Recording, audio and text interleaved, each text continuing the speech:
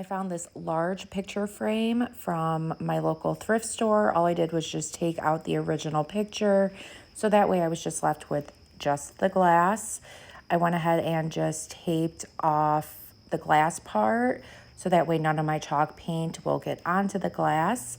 And then I'm just painting the frame with Waverly chalk paint in the color ink. And I actually only ended up doing one coat of this color. You want to just allow that to completely dry.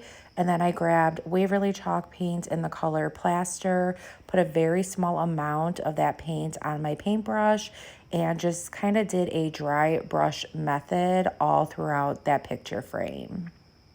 And then go ahead and let that completely dry. And now we're going to go ahead and flip this picture frame upside down. And then I'm grabbing some Waverly chalk paint in the color pumpkin, just pouring out a generous amount onto the back side of that glass. And if you don't have chalk paint, by all means, you could use acrylic paint for this step. And I'm just using a regular paintbrush, but you could also use a foam brush.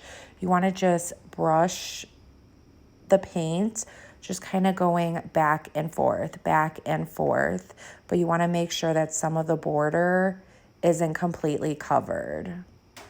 Go ahead and let this coat completely dry, and then I went over it with a second coat, but this time I went into the opposite direction just to make sure that this was completely covered. And then allow that to completely dry, flip it back on its right side, take that blue painter's tape off. And then I found these wall clings at Walmart. These are so cute. Look at how adorable this is. And I just started placing these right onto the glass. I will tell you, these are super duper sticky, so just kind of work slow. You're gonna need a little bit of patience when working with these wall clings. I highly recommend to just place it down with the center piece first and just occasionally lift it off. If you have any air bubbles or wrinkles, just smooth those out while you're placing it back on. And there were some cute little pumpkins with this, so I just placed that right next to the haunted house. The bats, I just kind of randomly put down as well. And during this process, I did accidentally break the glass.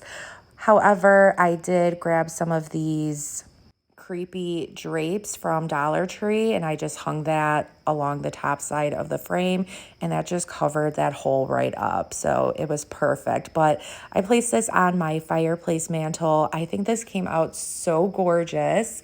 I hope this inspires you guys to create your own in your own special way.